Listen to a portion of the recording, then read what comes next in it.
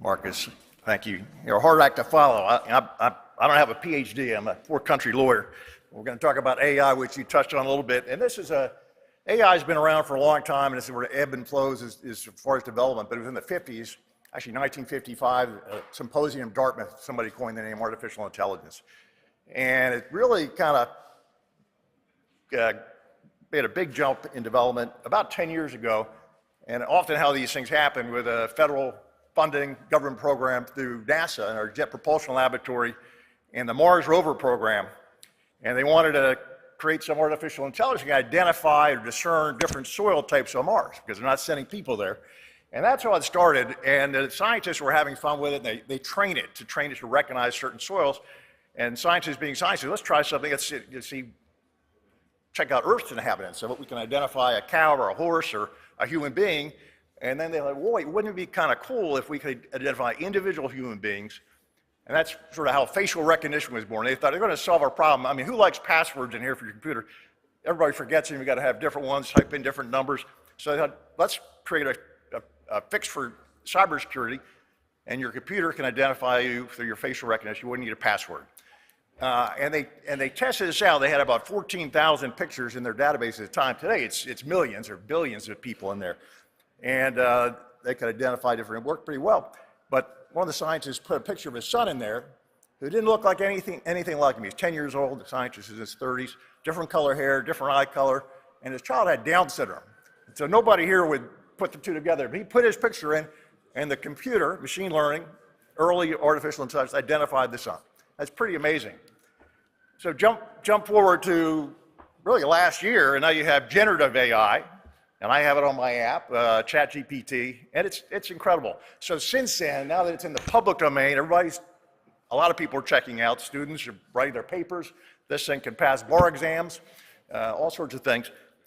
Congress and policymakers really around the world, not just in Washington, are now asking questions. And they want to understand better the benefits, want to understand the risks. This year in Washington, Congress, more hearings on AI than any other issue, top issue. And part of that, these recent technological advancements. You have big data in the last number of years, so a lot more information on the internet that it collects.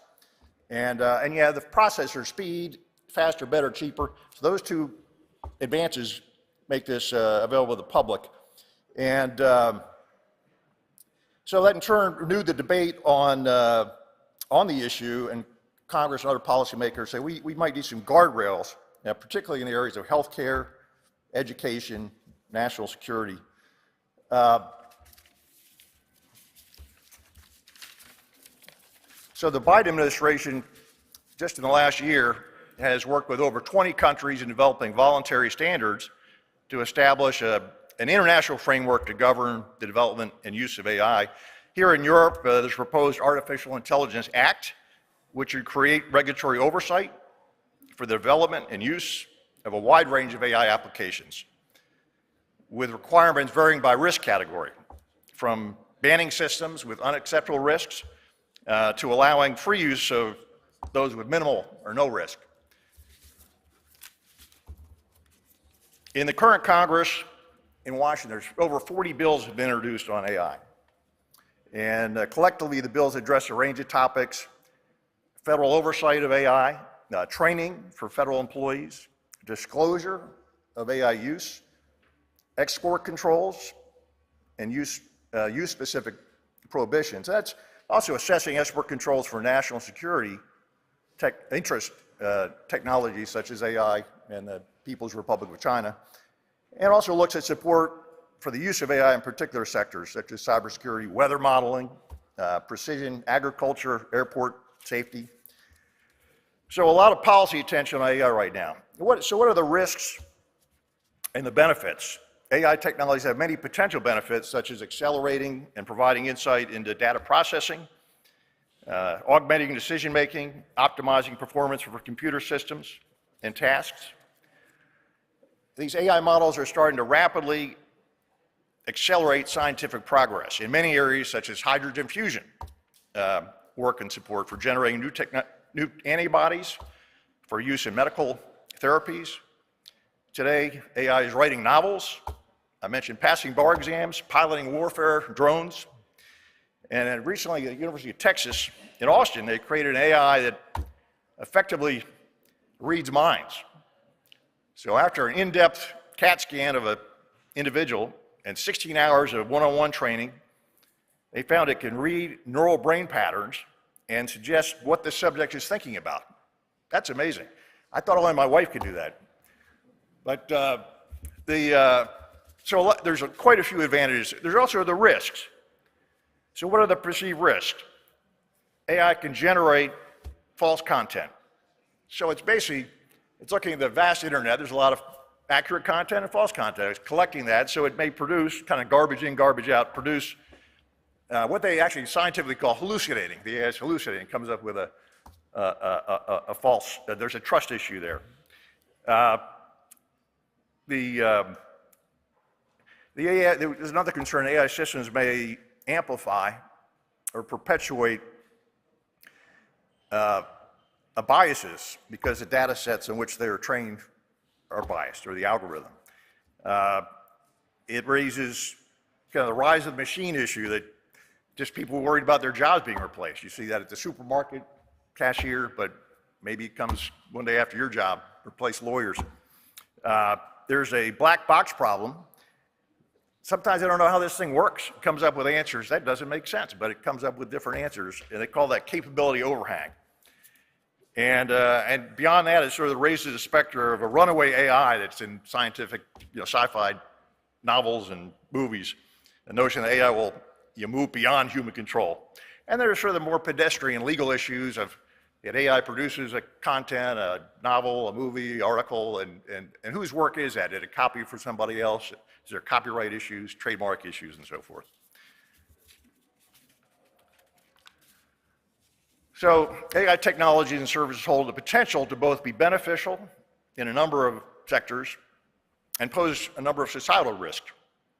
This year's annual threat assessment of the U.S. intelligence community states that technologies, particularly in the field of AI, are being developed and are proliferating faster than companies and governments can shape norms, protect privacy, and prevent dangerous outcomes.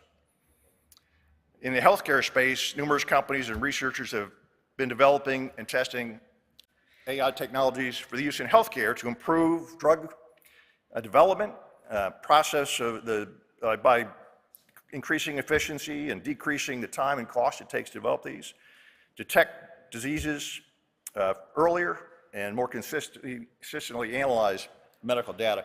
National security, which of course is a big topic for our group here, AI technologies have a wide range of national security applications, including intelligence and surveillance, reconnaissance, logistics, cyber operations, command and control, autonomous and semi-autonomous vehicles, and weapon systems to keep us safe. Since at least 2017, the US military has begun integrating AI systems into combat systems and discussing AI as a key technology to ensure future warfighting capabilities. At the same time, other countries, including Russia and China, have released national laws and statements of intent to lead in the development of AI technologies. And in China, there's a recent report called "In the Shadows of Science, Unraveling China's Invisible Arsenal of Nanoweapons." So China is building a small-scale electronic tools made with nanotechnology that could be used in covert warfare. The report says China's invisible arsenal encompasses a range of advanced weaponry that are distinctly focused on providing the Chinese Communist Party with a range of asymmetric warfare options. And the report further states that with the introduction of AI, artificial intelligence, into nano devices, China's military can create autonomous, AI-driven nano weapons capable of making real-time decisions and executing cyber attacks with unparalleled sophistication and unpredictability. So China views nanotechnology-driven warfare as a core component of its asymmetric warfare strategy against the United States and its allies. These research programs are not obscure moonshots. They are core strategic focus areas that are designed to be utilized over the near term and within current state strategic circumstances, such as in Taiwan. So AI is a major game changer. It's like going from bow and arrows to missiles. It has huge implications. Thank you. Yeah.